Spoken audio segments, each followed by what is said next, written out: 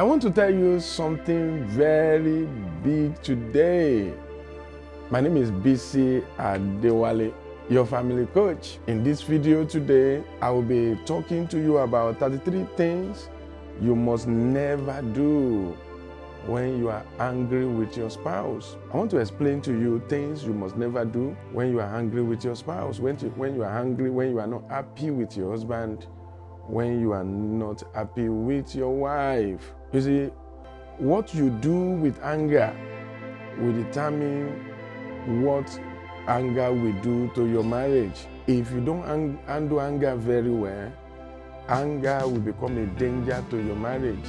Anger will be a danger to your marriage. And there's no marriage that can end in divorce without the work of Mr. Anger. It is the cause of all the battles we are fighting in marriage. That is why you must know what you must not do when you are angry with your spouse. Number one thing you must not do is retaliation. Avoid retaliating. And retaliation can be so subtle you won't know that you are retaliating. For example, you are not happy with your spouse, and your spouse called you. Instead of you picking your call, you were just looking at the phone. You didn't pick it. As the wife was calling you, as the husband was calling you, just because you are angry, you refused to pick your call. That's retaliation. Maybe you just dash out of the room, you slam the door. That's retaliation. Maybe you just decide not to talk at all. You just withdraw to yourself. That's retaliation. You decide not to eat our food. That's retaliation. Retaliation can be in so many areas. That is why you need to be very careful. Don't permit retaliation in your marriage. Number two things you must never do is abuse. Don't use abusive words. You are mad. You are crazy. You are a goat. You are a beast. You are a narcissist. When you are using this kind of word, you are digging the grave of your marriage. Don't use abusive word, because anger will go, anger will die. But what you do with it may last for a lifetime. Number three, curse. Don't issue a curse because you are angry with your spouse. It will not be well with you. You will die suddenly. This and this and this will happen to you. I've met a lot of women who did that one to their husband. Some people even went naked to curse each other. I remember a man that naked himself and even cursed himself, that anytime I sleep with you again, let thunder strike me. Let so and so happen to me. And it took them another 10 years before they started sleeping together again. I mean, the man was so afraid that even when he forgave his wife, he couldn't sleep with the woman. Until we met some years later, his pastor brought him to me. We have to break the curse before they slept together for the first time in 10 years. That is crazy. That is what causes of cursing your spouse can do. Number four, another thing you must never do is shouting. Shouting. You will see people shouting in an environment. I grew up in an environment where I can hear couples shouting on each other. He has killed me. You will kill me today. I will destroy you. As a little child, those are the first pictures of marriages I have in my head. So I thought that husband and wife should be able to shout on each other. That was the first picture. It was so intense in my heart that I thought that is the normal way of marriage. But I grew up with a parent who were not shouting on each other. So that thing was so contradictory to me. So shouting on each other will never get a result. It will only aggravate it. So don't shout. You get result by shouting. You get result by talking. You get result by discussing. You get result by conversing. Give room for conversation. You get the results by relating, by joy, not by war. So shouting will not do it. Number 5, thinking negatively. Oh, that's another very deadly thing you can do when you are angry with your husband, when you are angry with your wife. Thinking negatively. Some people will be thinking, think I mismarried. Some people will be thinking, I wish I've married my ex. It would have been better if I married my ex. I wish I did this. This man will soon kill me. I will soon die. And people begin to think negative. I wish he died. I wish he died. I wish something evil, something tragic happened to him. When you are talking and thinking like this, you are digging the grave of your marriage. In fact, thinking like this normally makes reconciliation very difficult, because analysis normally leads to paralysis. Negative analysis normally leads to paralysis of marriage and relationship. So stop thinking negatively. Number 6, talking negatively. Talking negatively is another very deadly thing in marriage.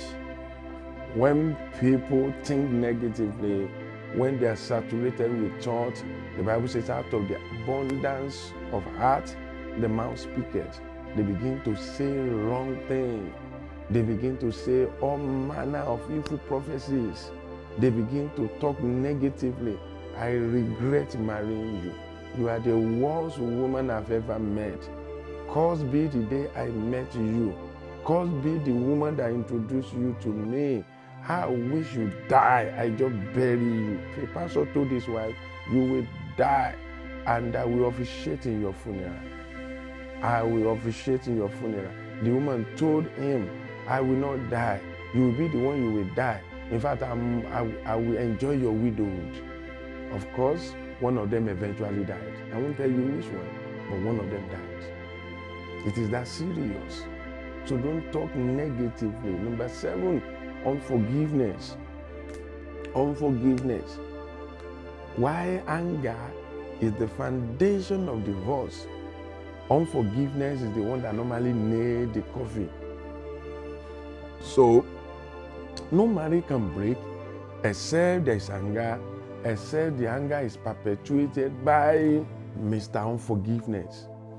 You see, in every marriage, you will offend each other because you are two personalities.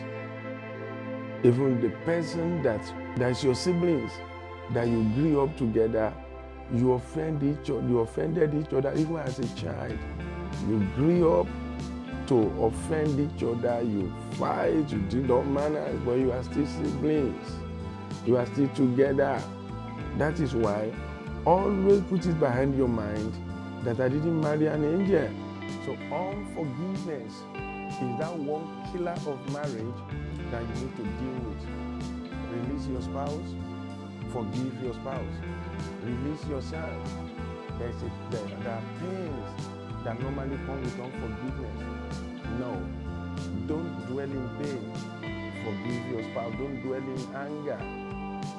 Number 8, another thing that you must never do when you are angry is to turn your anger to a rout. See, when anger is mild, it's still manageable. But when you process anger and it becomes wrath is a violent anger. That is when you see people becoming physical, people becoming violent, people killing themselves, people killing their spouses. It wasn't anger, it was a wrath. Because when anger becomes violent, when anger becomes, when it's for physical, injuring people, it is what is known as wrath. Don't turn your anger to wrath. Lay your anger to bed. Remember the Bible says, anger rests in the bosom of a fool. Number 9, turning anger to bitterness. Some people will not turn their anger to wrath. They will not go violent.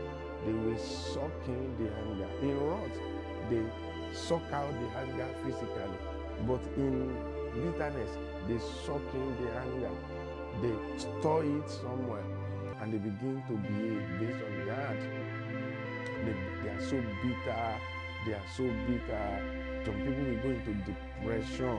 They are full of negative imagination, negative thinking, and negative expectation. They're expecting evil to happen to their spouse. That is very dangerous. Don't permit bitterness in your marriage. Number 10, turning anger to war. Wow. This is another extreme. When people turn into a lot of bitterness, they are likely going to turn into a war one day. So don't turn your anger to a battle. Don't turn your anger to war. Resolve the anger. Release your spouse. Always remember that you marry a human. And if you marry a human will always have weaknesses. I mean many of them. So don't allow anger to cover your face, that you begin to fight needless war. The kind of war that nobody will win. The kind of war that nobody will overcome. Number 11, moving out of your room. This is another thing. Immediately there's one misunderstanding of the other. Some people will just move out of the room. They will just move out. They will just move out. They will just move out. Some will even be sleeping in the living room, in the children's room. There was a particular man that was reported to us. And for 3 weeks, he was sleeping in the car because he was angry with his wife. Can you imagine madness? He left the house, sleeping in the car, he will return from work, go inside, change his clothes, take his night wears, and go back into the car without talking to anyone. And he did that for 3 weeks. That is madness. So you don't move out because you are angry with your spouse. Number 12, telling your spouse things you will regret. In moments of anger, please hold your tongue. Hold your tongue. Don't speak insults. Don't bring up your spouse's past as attack. Don't allow your temper to rise. Cool down. Some women, when they're angry, they speak ill of their mother-in-law, they speak ill of their father-in-law, they abuse the family of the husband, they call the husband, they do all manner of things. You see, when you release a word, you cannot take them back, even if you apologize. You can't change the fact that you told your husband that everybody in his family will run mad. You can't take that one back. That's why you need to be very careful when you are angry. If you want to call your spouse when you are angry, speak gently. Calm yourself down as you are on the phone. Don't allow emotion to take over the phone you are calling. And if you are together in the house, you want to talk, put down, take water. Don't say what will destroy you and destroy your spouse. Don't say what will destroy your future. Don't say what will destroy your children. So be very, very careful. Number 13, cheating on your spouse. When you are angry with your wife, when you are with your husband, don't go ahead. Don't run into the hand of another woman or another man. I was telling you the story of a woman in the marriage clinic who fell into adultery. She said when herself and the husband were fighting, she just thought that what can she do? She was just looking for peace anywhere. And went to the house of the man that had been toasting her for a long time. That marriage crumbled. It was God that helped to restore it. So don't run into the hand of strange men and women. It complicates and escalates the problem in your marriage. Number 14, saying you want a divorce is another foolish thing you can do. You see, when you ask for divorce because you are angry with your spouse, you are cutting the head because you are angry. What other thing are you doing? You are burning the car because the car has flat tires. Because the car has flat tires, so you burn up the car.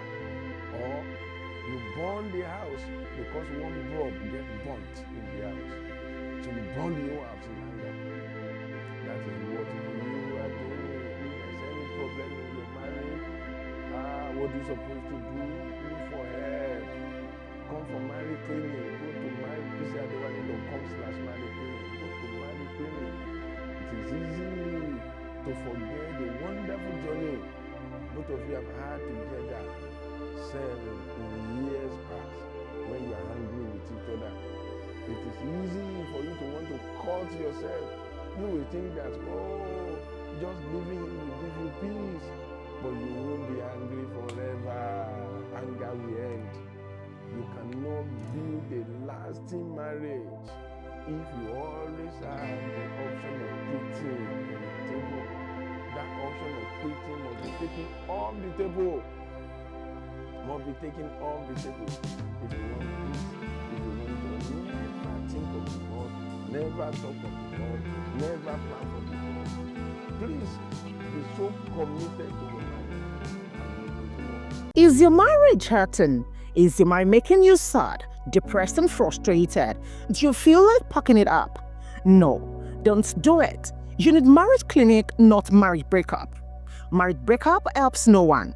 Go ahead, fight for your marriage, defend it because of your future, old age, and your children. You will be glad you did.